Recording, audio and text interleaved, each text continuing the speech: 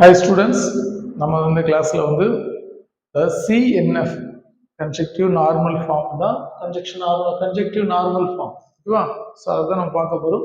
அது ஷார்ட்டாக நம்ம CNFன்னு செஞ்சலாம் சொல்லலாம்.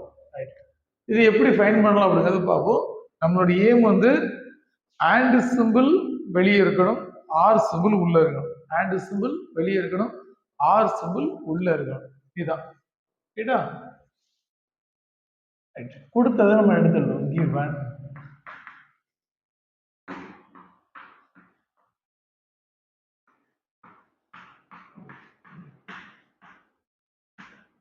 இந்த பிராக்கெட் தனித்தனியான போட்டுக்கலாம். ஓகேவா?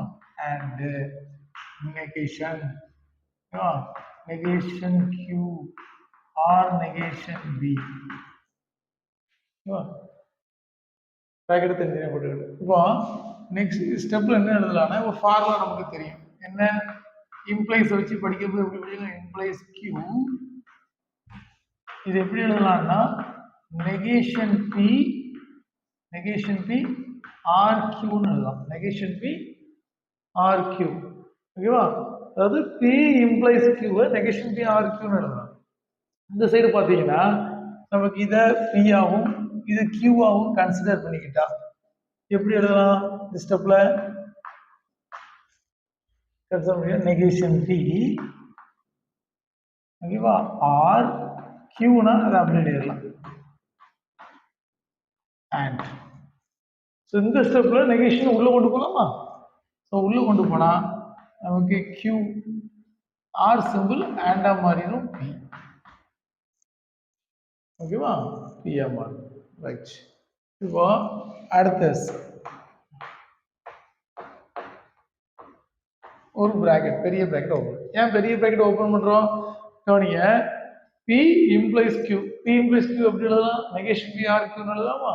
ஸோ அப்போ இதை நெகேஷன் பி ஆர் கியூ ஒரு பிராக்கெட் அண்டு இதை பி அண்ட் கியூன்னு எழுதிக்கலாம். எப்படினாலும் மாற்றினாலும் அர்த்தம் ஒன்று தான், ஆர்டர் படி எழுதிக்கிறோம்.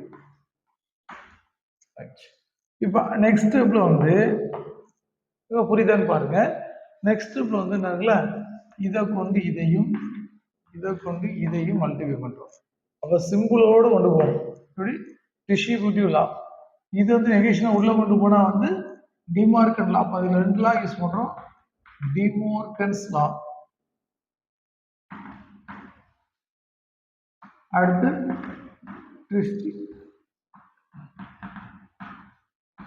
டிஸ்ட்ரிபியூட்டிவ் லா. இதை பத்தி வந்து நிறைய பார்த்துருக்கோம் கிளாஸ்ல. லாஸ்ட் கிளாஸ்லாம் ஒரு 10 லா பேசிக் லா பார்த்தோம். ஸோ அதை யூஸ் பண்ணி நம்ம ப்ராப்ளம்ஸ் பார்த்துட்டே வரோம்.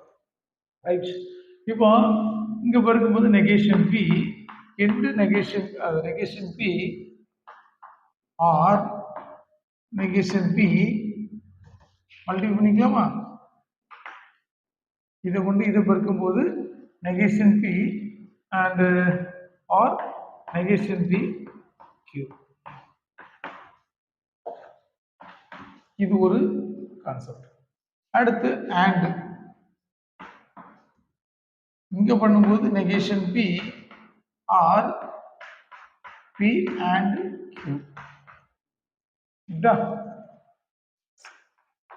நெக்ஸ்ட் ஸ்டெப்ல இது எப்படி எழுதலாம்? பிராக்கெட்டை மாத்திக்கலாம்.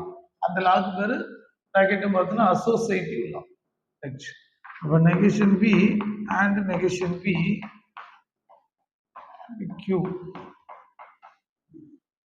ஆர். இந்த ஸ்டெப்ல பார்த்தீங்கன்னா இப்போ இது முடிச்சுட்டு இப்போ இது பார்த்தீங்கன்னா நெகேஷன் இங்க நமக்கு ஏம் என்ன? வெளியே ஆண்ட் சிம்பிள் உள்ள ஆர் சிம்பிள். இங்க ஆர் இருக்கு ஆண்ட் இருக்கு. இங்க ஆர் இருந்துச்சு நம்ம இப்படி அசோசியேட்டிவ் லா யூஸ் பண்ணி போட்டோம். இங்க சிம்பிள் வேற இருக்கு. அப்போ மல்டிப்ளை பண்ணி தான் ஆகணும். ஓகேவா?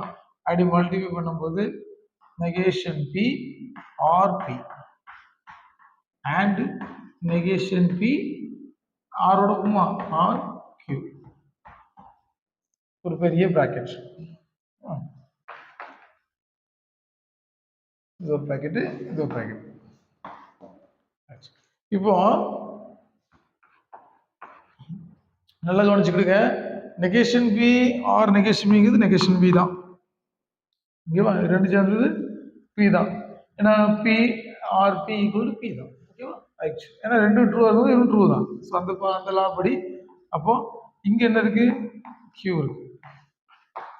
Negation B or Q. And இங்க என்ன செய்யலாம்? இங்க இது எல்லாம் சேர்ந்து என்ன ஆகும்? ட்ரூ ஆயிடும். இது வந்து நெகேஷன் பியும் ஆர் பியும் சேர்ந்து ட்ரூ. ஸோ ட்ரூ போடுறது ஒன்று தான் போடுவாங்க ட்ரூ இல்லை. ஸோ அதே போல் அண்டு இந்த ஸ்டெப்பை மட்டும் எழுதிடுங்க. நெகேஷன் பி ஆர் கியூ இது வந்து ட்ரூ ஆயிடும். என்ன? ஸோ சிம்பிளிஃபை பண்ணால் நமக்கு உள்ள ஆர் சிம்பிள் வெளியே ஆண்டு சிம்பிள். ஸோ இதுதான் நமக்கு அவங்க கேட்ட சிஎன்எஃப் ஃபார்ம். ஓகேவா? புரிஞ்சுன்னு நினைக்கிறேன். சிம்பிள் தான். லாபம் நல்ல தரவா வச்சுக்கிடுங்க. மல்டிப்ளை பண்றது கொஞ்சம் கவனமா செய்யுங்க. மல்டிப்ளை பண்ணுங்க.